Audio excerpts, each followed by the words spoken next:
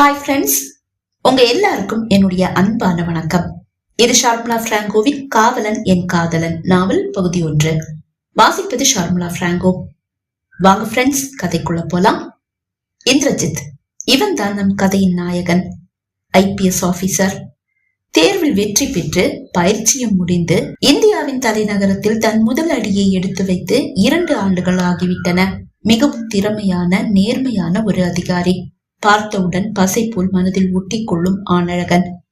இன்று அவனது அண்ணன் அரவிந்தின் திருமணம் நடைபெற இருக்கிறது. அதற்காக 3 நாள் விடுப்பு எடுத்துக்கொண்டு சென்னை வந்திருக்கிறான். அவனது அப்பா சிவகுரு, ஒரு வைர வியாபாரி. அம்மா சித்ரா, பேங்க் மேனேஜர். அண்ணன் அரவிந்த் கம்ப்யூட்டர் இன்ஜினியர். செல்வ செழிப்பான குடும்பம். தன் பிசினஸை தன் மகன்கள் ஏற்றெடுத்து தனக்கு உறுதுணையாக தன்னோடு இருப்பார்கள் என்று நினைத்த அப்பாவுக்கு ஏமாற்றம். இருவரும் இரு வழிகளில் சென்றுவிட தனியாக பிசினஸை பார்த்துக் கொள்கிறார். அரவிந்த் தான் காதலித்த சிந்துவை தான் மணமுடிக்கிறான். சடங்குகள் பிரம்மாண்டமான சௌமியா திருமண மண்டபத்தில் நடந்தேறிக் கொண்டிருந்தன. இந்திரஜித் பரபரப்பாக ஓடி நடந்து வந்தவர்களை கவனித்துக் கொண்டிருக்க அவனது மாமா பாஸ்கரும் குடும்பமும் வந்து சேர்ந்தது. மாமா மகள் ஸ்ருதிக்கும் அவனுக்கும் அடுத்த ஆண்டு திருமணம் நடக்கவிருக்கிறது. மாமா பெரும் கோடீஸ்வரர். இந்திரஜித்தின் குடும்பத்தை விட பல மடங்கு சொத்து அவர் கைவசம். முதலில் இந்திரஜித்தின் அப்பாவும் அவரும் ஒன்றாக சேர்ந்துதான் பிசினஸை ஆரம்பித்தனர். ஆனால் இடையில் வேறு ஒரு நண்பனோடு கைகோர்க்க விரும்புவதாக கூறி இந்திரஜித்தின் அப்பாவிடமிருந்து விலகியவர் வேறு ஒரு நண்பனோடு கைகோர்த்த ஒரே ஆண்டிலேயே அவருக்கு இமாலய வளர்ச்சி. வசதி வாய்ப்புகள் பன்மடங்காகிவிட அவர் இந்திரஜித்தின் குடும்பத்தோடு மட்டுமல்ல, தன் சொந்த பந்தங்கள் ஒருவரிடமும் உறவு பாராட்டுவதில்லை, விலகியே இருக்கிறார். இந்திரஜித் ஐபிஎஸ் ஆனதும் மாமாவுக்கு ஏற்பட்ட திடீர் பாசத்தால் தான் இந்திரஜித் ஸ்ருதி திருமணம் நடக்க போகிறது. அதுநாள் வரை தன் அளவு வசதி இல்லாத இந்திரஜித்தின் குடும்பத்தோடு மட்டுமல்ல, சொந்த பந்தங்கள் ஒருவரோடும் உறவு பாராட்ட விரும்பாதவர் தான் மாமா என்பதை இந்திரஜித்தின் குடும்பம் மறக்கவில்லை தான். ஆனாலும் அவராக இறங்கி வந்து பெண் தர தயார் என்றதும் அப்பா அம்மா மனம் இழகிவிட்டது. தன் பால்யகால நண்பன் என்ற பாசம் அப்பாவுக்கு, தன் அண்ணன் என்ற பாசம் அம்மாவுக்கு சரி என்று கூறிவிட்டனர். இந்திரஜித்துக்கும் ஸ்ருதியை பிடித்திருக்கிறது. மாமா மகள் அல்லவா, சிறு வயதில் ஒன்றாக விளையாடிய பாசம். அவனும் சரி என்று கூறிவிட்டான். இப்படி இருக்க அரவிந்த் தான் காதலித்த நடுத்தர குடும்பத்து பெண்ணான சிந்துவை மணந்து கொள்ள போகிறான் என்றதும் முதலில் எதிர்ப்பு தெரிவித்தது மாமாதான். நம்ம குடும்ப கௌரவம் என்ன, அந்தஸ்து என்ன, இப்படி ஒரு பொண்ணையா நீ உன் மருமகளாக்கிக்க போற? தன் தங்கையிடம் கோபமாக கேட்டவர், உனக்கு அறிவில்லையா அரவிந்த்? நீ நினைச்சிருந்தா பெரிய வீட்டு பொண்ணா பார்த்து காதலிச்சிருக்கலாம். ஏன் இப்படிப்பட்ட ஒரு பொண்ணை பார்த்து காதலிச்ச என்று மாமா கேட்க, மாமா நீங்க சொன்னது சரிதான். நான் நினைச்சிருந்தா பணக்கார வீட்டு பொண்ணா பார்த்து காதலிச்சிருக்கலாம். ஆனா எனக்கு பிடிச்சிருக்கிறது சிந்துவை தானே. சிந்துவை தானே காதலிக்க முடியும். காதலிச்சு பொண்ணை விட்டுட்டு இன்னொரு பொண்ணை கல்யாணம் பண்ணிக்கிறது நியாயமா? அது ஆணுக்கு அழகில்ல மாமா. அதனாலதான் சிந்துவையே கல்யாணம் பண்ணிக்கிறதுன்னு முடிவு பண்ணிட்டேன் என்று கூறி தன் முடிவில் உறுதியாக இருந்த அரவிந்த் சிந்துவை மணமுடிக்க தயாராகும் போது சடங்குகளில் இருந்தெல்லாம் விலகியே நிற்கும் மாமா குடும்பம் ஏதோ பேருக்கு தான் திருமணத்திற்கும் வந்திருக்கிறது. அவர்களை வரவேற்று முன்வரிசையில் கொண்டு வந்து அமர்த்திய இந்திரஜித்தின் கரத்தை பிடித்தார் மாமா. உட்காருப்பா. அவர் அருகில் இருந்த இருக்கையில் பிடித்து அவனை அமர்த்த, என்ன மாமா, ஏதாவது பேசணுமா என்று கேட்டான் இந்திரஜித். உனக்கு என்ன டெல்லியை விட்டு வர கொஞ்சமும் மனமில்ல போல இருக்கு? உனக்கு என்ன பத்தி தெரியும்ல. ஆளும் கட்சி எதிர்கட்சின்னு தமிழ்நாட்டுல மட்டும் இல்ல, அங்க சென்ட்ரல்ல கூட எனக்கு எல்லாரையுமே தெரியும். என் பவரை பயன்படுத்தி உன்னை இங்க சென்னைக்கு டிரான்ஸ்பர் பண்ணலான்னு நினைச்சு உங்க அப்பா கிட்ட பேசும்போது, இல்ல நான் இப்ப டெல்லியை விட்டு வர விரும்பலன்னு சொல்லி அப்பா கிட்ட சொன்னியாமே, என்னாச்சு? ஆமா மாமா, என்ன நம்பி கொஞ்சம் பொறுப்புகளை ஒப்படைச்சிருக்காங்க. அதை முடிச்சதுக்கு அப்புறமா டெல்லியை விட்டு வரலான்னு நினைக்கிறேன். என்னப்பா இது, நீ அங்க இருந்து வந்துட்டா உன்கிட்ட ஒப்படைச்ச பொறுப்புகளை இனி வர்ற ஆபீசர் பாத்துக்க போறாரு. அப்படி இல்ல மாமா, என்ன நம்பி ஒப்படைக்கும் போது அதை நியாயமா முடிச்சு கொடுக்கணும்னு சொல்லிதான் என்னுடைய மேலிடத்துல என்கிட்ட சொன்னாங்க. வேற ஒரு ஆபீசர்னா அந்த நியாயத்தை அவர்கிட்ட எதிர்பார்க்க முடியாதுன்னு என்னுடைய மேலதிகாரி நினைக்கிறாரு. அதையும் மேலதிகாரி அப்படி நினைக்கிறாரு. காசுக்கு வேலை போயிடுவாங்களோன்னு நினைக்கிறாரு. அதுல என்ன தப்பு இருக்கு? கொஞ்சம் அப்படி இப்படி ஆபீசர்ஸ் இருக்கதானே செய்வாங்க. நீயும் சில நேரங்கள்ல கண்ண மூடி செயல்பட வேண்டியதா இருக்கும். மாமா, காசு பணம் தான் பெருசுன்னு நான் நினைச்சிருந்தா அப்பாவோட வைர வியாபாரத்தை பார்த்துட்டு அப்பா கூடவே இருந்திருப்பேனே. இப்படி கஷ்டப்பட்டு எக்ஸாம் எல்லாம் எழுதி IPS ஆகணும்ன்ற அவசியம் என்ன வந்தது? சிறிது நேரம் மாமா எதுவும் பேசவில்லை. மெதுவாக தலையை உயர்த்தி அவனை பார்த்தவர், அப்படின்னா நீ டெல்லியை விட்டு வரவே மாட்டியா? நான் அப்படி சொல்லல மாமா. இங்க பாருப்பா, உனக்கு தெரியும் எனக்கு ஸ்ருதினா உயிரு. 2 ஆம்பளை பசங்களுக்கு அப்புறமா ஸ்ருதி எனக்கு மகளா கிடைச்சிருக்கா. அவ மேல நாங்க உயிரையே வச்சிருக்கோம்.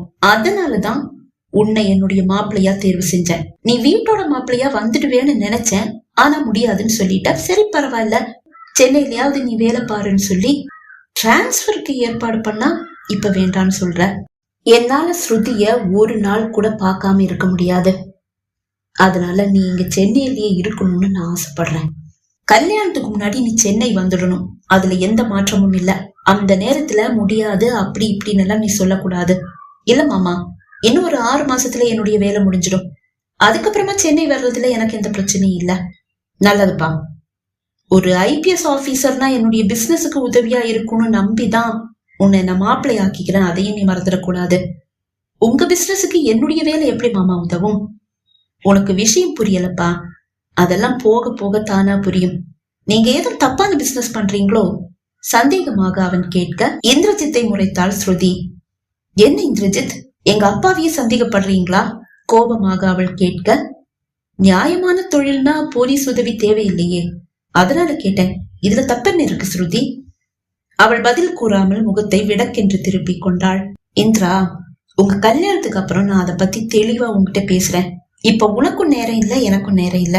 நீ போய் உன் வேலையை பாரு. அவன் எழுந்து கொள்ள, ஆனாலும் உங்க தங்கச்சி பையனுக்கு ரொம்பதான் திமிரு. நான் அப்பவே சொன்னேன், கேட்டீங்களா? எப்படி மரியாதை இல்லாம உங்ககிட்டயே பேசுறான்னு பாத்தீங்களா? அத்தை புஷ்பாவின் வார்த்தைகள் இந்திரஜித்தின் செவியை எட்டியது. அது அவன் தன்மானத்தை காயப்படுத்தியது. தன் இருக்கையில் அமர்ந்தவன், அத்தை நான் ஒண்ணு உங்க பொண்ணை கட்டிக்கிறேன்னு ஒத்தக்கால நிக்கலையே. அதே மாதிரிதான் ஸ்ருதியும் என்னதான் கட்டிப்பேன்னு அவளும் ஒத்தக்கால நிக்கல.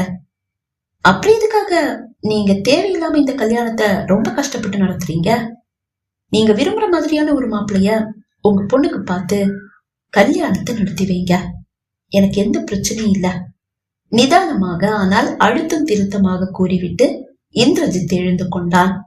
அவன் அங்கிருந்து நகர அத்தையின் கரத்தை பிடித்த மாமா, புஷ்பா விஷயம் புரியாம பேசிட்டு இருக்க. இவனை விட பணக்காரனுங்க ஸ்ருதிக்கு என்ன கிடைக்காமலா போயிடுவாங்க?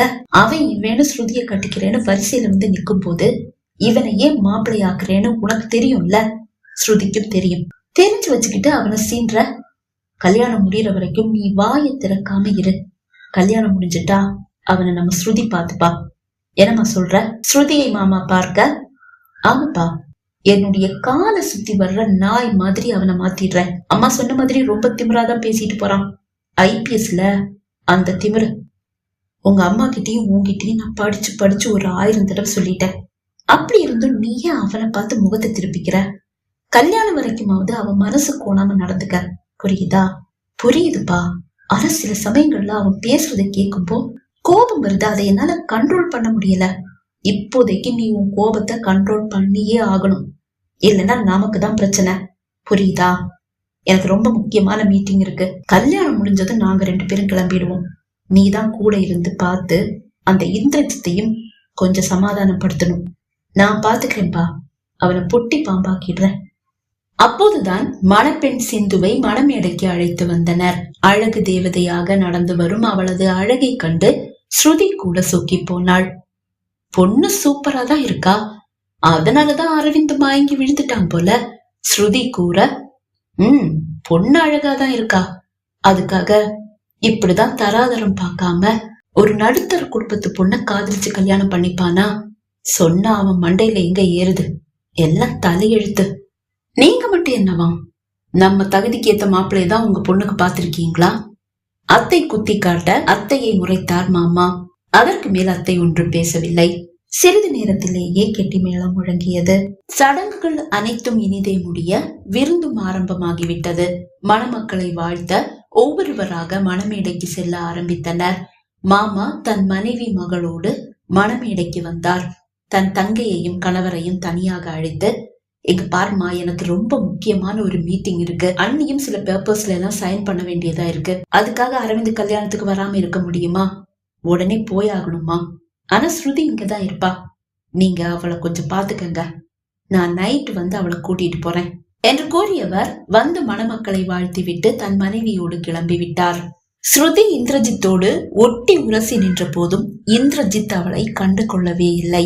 அது அவள் கோபத்தை தூண்டினாலும் பொறுமை இழக்காமல் அவன் அருகிலேயே நின்று கொண்டிருந்த ஸ்ருதி உறவினர்களின் வரவு குறைந்ததும் தன் பேகை திறந்து அந்த அழகான செயினை வெளியே எடுத்து அதை சிந்துவின் கழுத்தில் அணிவித்தாள்.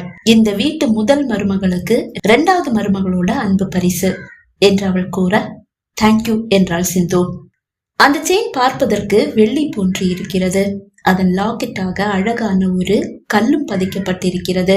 இந்திரஜித்தின் அருகில் மீண்டும் வந்து நின்ற ஸ்ருதி, உங்க அண்ணி கழுத்துல நான் போட்டுவிட்ட அந்த செயின் எவ்வளவு தெரியுமா என்று கேட்டாள்.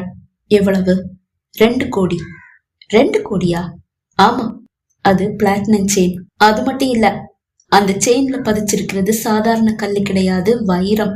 அதுவும் விலை மதிப்பில்லாத வைரம். அதனாலதான் அந்த செயினுக்கு 2 கோடி. உங்க அண்ணி கிட்ட அத கொஞ்சம் பத்திரமா பாத்துக்க சொல்லுங்க. ஏதோ வெள்ளி செயின்ல கண்ணாடி கல்லு பதிச்சிருக்குன்னு தப்பா நினைச்சிட போறாங்க. அவள் வார்த்தையில் ஒரு ஏளனம். இந்திரஜித் எதுவும் பேசவில்லை. விருந்து முடிந்து இந்திரஜித்தின் குடும்பம் மண்டபத்திலிருந்து புறப்படும் போது 4:30. வீட்டை அடைந்ததும் ஆரத்தி எடுத்து அவர்களை அன்போடு வரவேற்றார் அம்மா. பகுதி 1 நிறைவடைந்தது. பகுதி 2 உங்களை சந்திக்கும் வரை விடைபெறுகிறேன். நன்றி, வணக்கம்.